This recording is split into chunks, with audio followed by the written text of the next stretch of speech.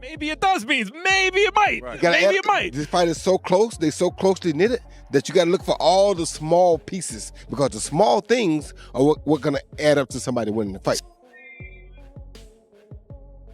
And fight a guy who might put him in a dogfight, a real one, for the first time in his career. When we get put in that position, we go find opposition to make that happen. You understand me? So when we go looking for the opposition, we're not concerned about how big they are, how fast they are, how strong they are.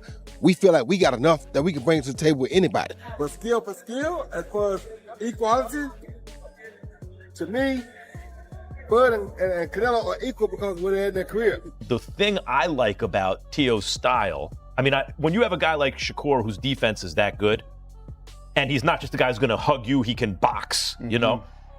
The easiest thing in the world is just to pick him against everybody. Right. Yes. But Teo also has the kind of footwork, Malik, where he steps around. Roy Jones Jr. and Max Kellerman discussed the matchup between Shakur Stevenson and Teofimo Lopez, focusing on mindset, courage, and ambition.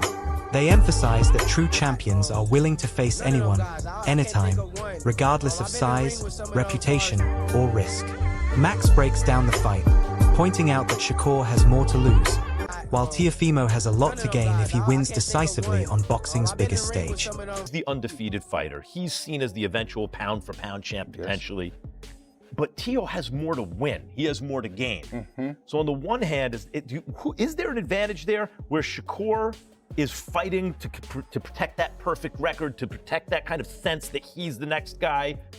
On the other hand, Teo is like he can fight with more abandon against Shakur because there's so much for him to gain. And if he loses, he's lost before. He's lost to Kambosos, and he came back from that. But oh my God, if he can pull it off. Like, if it's a close fight and Teo could keep it close and we're going into the 10th, 11th, 12th rounds, is there an advantage there, given that situation? He came back from that Kambosos fight, but in some way, the jury is still out on Teo a little bit because I'm gonna tell you what, on that card that was done in Times Square, he looked the best out of, with all due respect, out of a lot of people that didn't look good. However, Roy Jones Jr. compares the matchup to Canelo versus Bud, noting equal power there, while Shakur versus Teofimo becomes a pure skill-for-skill battle decided by technique. That's a good damn fight, too. See, that fight is skill for skill, as good as this fight.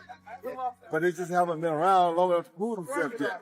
But skill for skill, as far as equality, to me, Bud and Canelo are equal because where they're in their career, because how accomplished they are.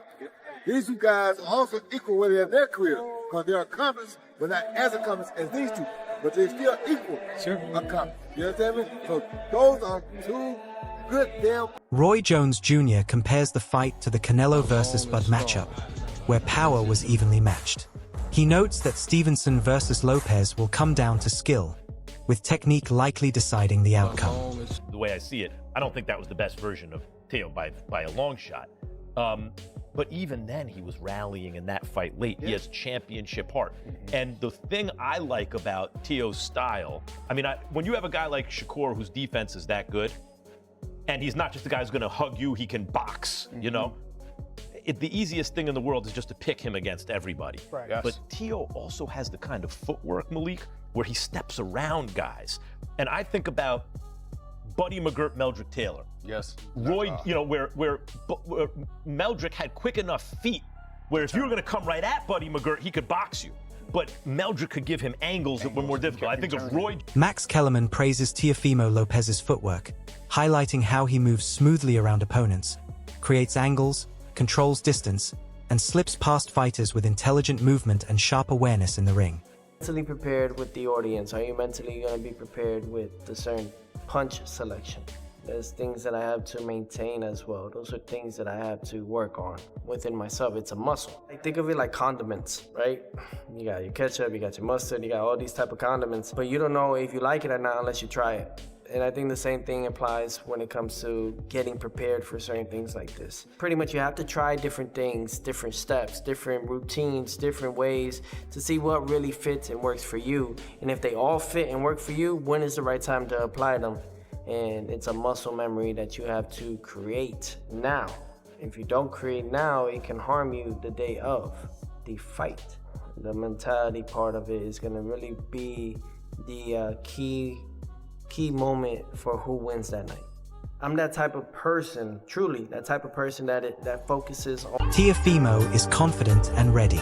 He says that boxing is all about mindset, and his mindset is fully prepared for this fight, built through repetition, focus, discipline, and muscle memory. It's coming, it's coming. That was 9 rounds of sparring. I ain't gonna tell y'all the minutes, but oh yeah, I'm preparing to my fullest. So I'm putting in a lot of work and getting ready. Sure. Word.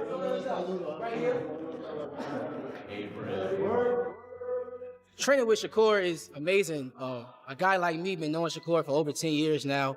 The boxing world know that we brothers and we'll never fight each other. And just being around him in his camp, man, it's nothing but positive energy. And everybody wanting to be great. He's like my big brother, man. Like, he is my big brother, honestly. You know, he got all the wisdom in the world, especially when it comes to defense. So he's just making sure I stay sharp on my defense and not getting hit.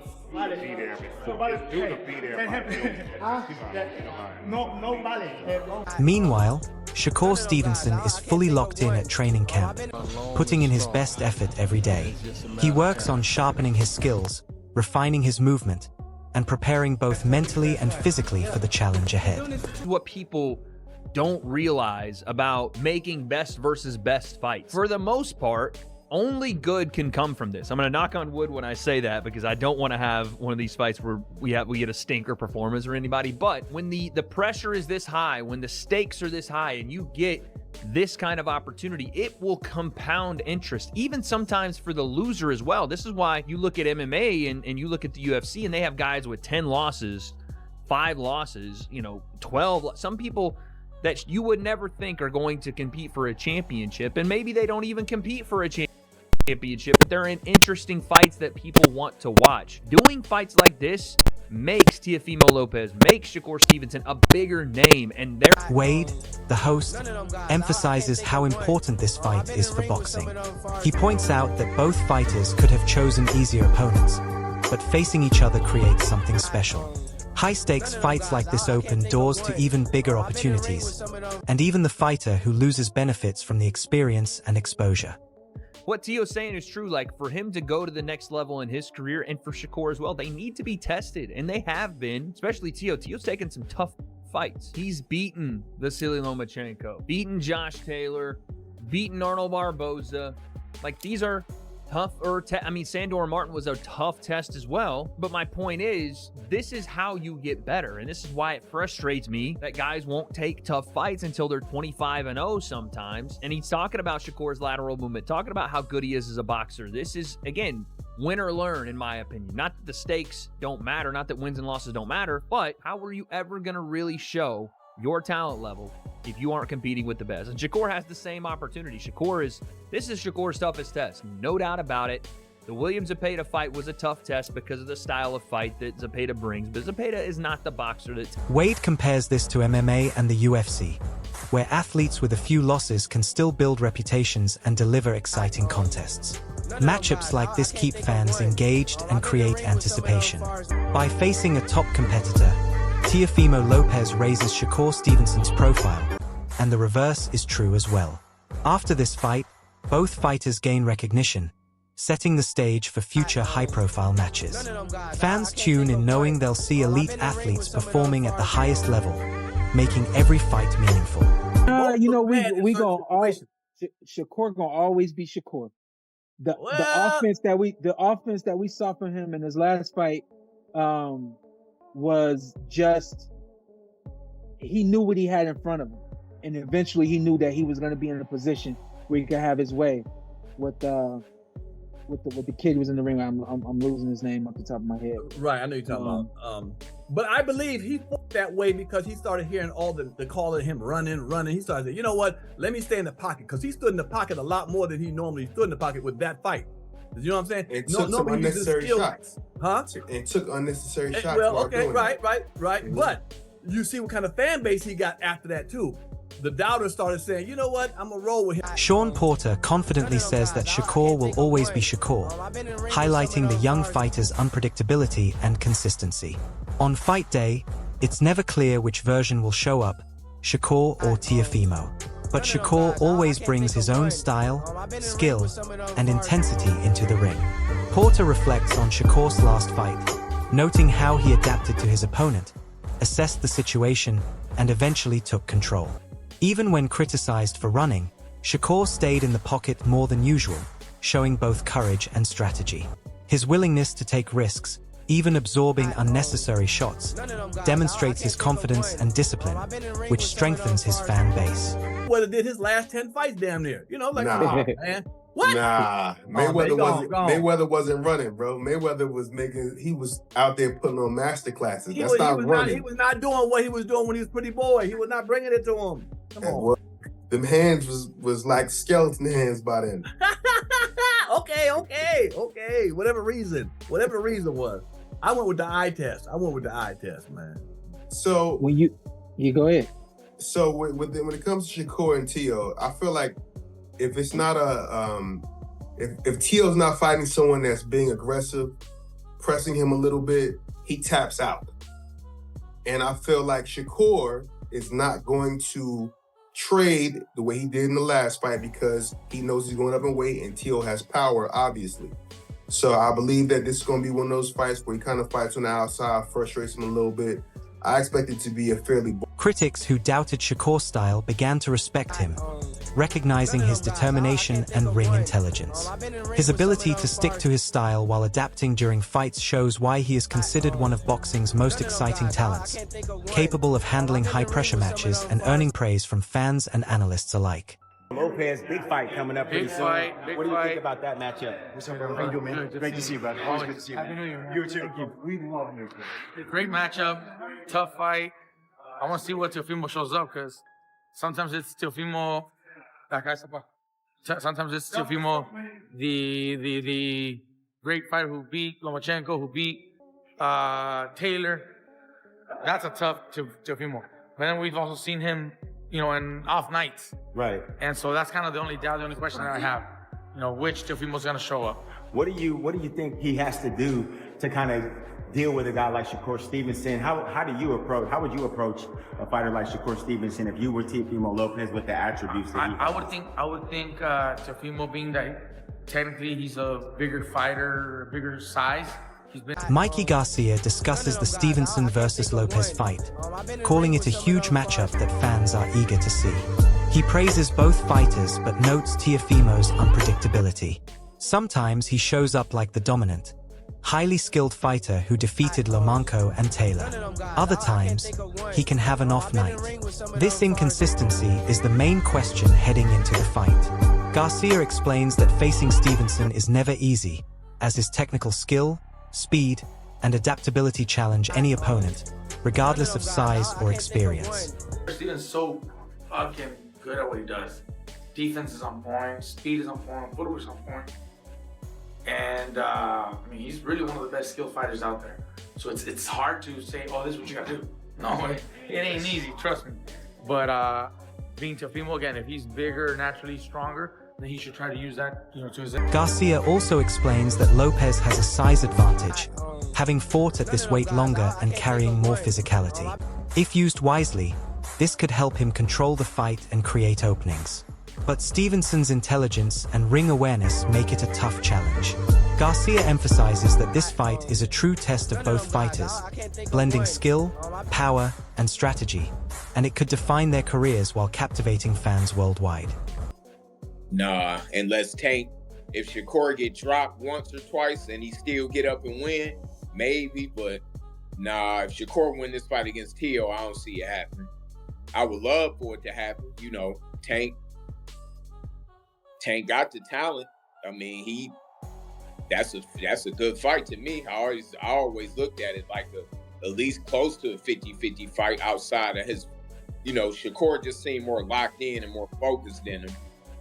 Tank just seemed like he ain't really, I don't know, it don't seem like he loved the game right now. So he just got to get his love back for the sport. Even if it ain't the love, because a lot of people could do it without loving the sport. But fighting a dude like Shakur, you got to be locked in, because Shakur is locked in. Like he he more locked in than Young. Mickey Bay talks about the fighter's mindset, focus, and love for boxing. He says that while Tank Davis might challenge Stevenson under the right circumstances, beating Teofimo seems unlikely for anyone who isn't fully prepared. Shakur's dedication and focus set him apart. Bay stresses that Shakur is a true gym rat, constantly training, aware of his skills, and fully locked in. Like 99%, he in that small percentage of fighters that just love the sport, and he always in the gym. It's hard to beat a dude like that. That's why it was hard for Canelo to beat Terrence. As good as Canelo is and as bigger as he is, Terrence locked in. He a gym rat. Shakur's a gym rat. So that's kind of why I give him the edge over Teofimo. It's a good fight. Teo is like a wild card. You don't know what you're going to get, but he do step up in them times. This commitment makes Shakur hard to beat. Similar to how Canelo struggled against a focused Terence Crawford, Teofimo is unpredictable in big fights. But Shakur's love for boxing and mental preparation give him an edge. Bay describes Shakur as someone who knows exactly who he is in the ring, fully aware of his abilities, and always ready to take advantage of opportunities. Guys that represent New York and New Jersey respectively, Teofimo Lopez and Shakur Stevenson getting together. What do you think about that matchup? That's a great matchup, man. Both fighters are great fighters, very talented. Teofimo has had some great performances, great wins. Shakur is also a 3-division champion, going for his 4th. Unbelievable talent. It's a fight where we're gonna see talent from both, but we also have to see heart. That who has that heart to. While the fight could be close, especially in the early rounds, Shakur's discipline, focus, and passion make him the favorite.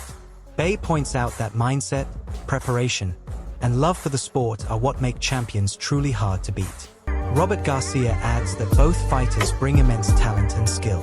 Teofimo has delivered impressive wins, while Shakur, a 3-division champion aiming for a 4th title, has already achieved remarkable success at a young age.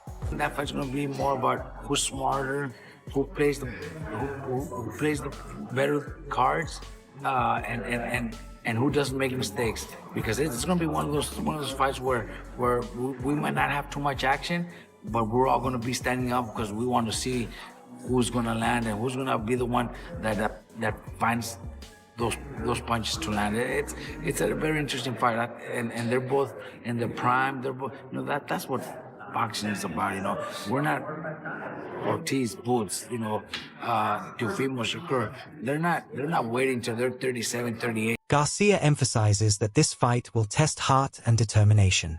He believes the winner will be the one who plays smart, minimizes mistakes, and seizes opportunities rather than relying solely on power or aggression.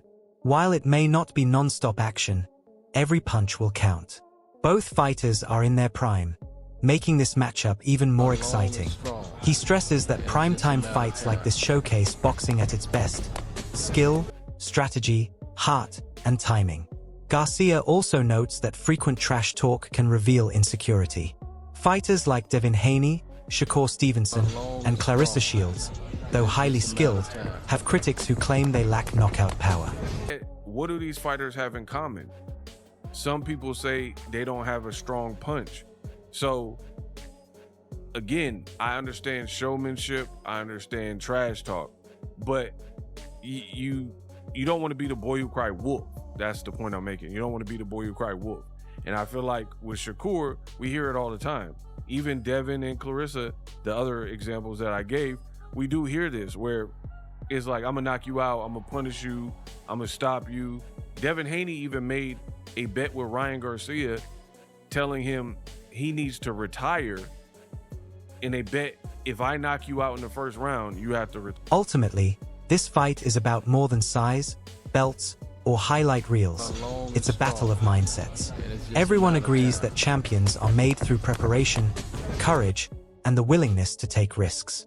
Teofimo brings strength, footwork, and potential upside. Shakur brings discipline, ring IQ, and steady confidence built in the gym. That contrast makes this fight so compelling. Devin been known for first-round knockouts against higher tier, more known names. Same thing with Shakur.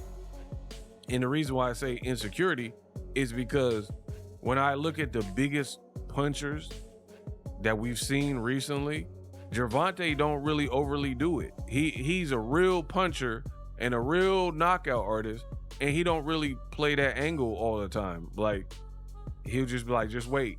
I promise you I'm gonna do this. Same thing with Wilder. Wilder, it was eerie, and I've covered several Wilder fights. It was eerie because he would be like, Bermane Stavern, oh my God.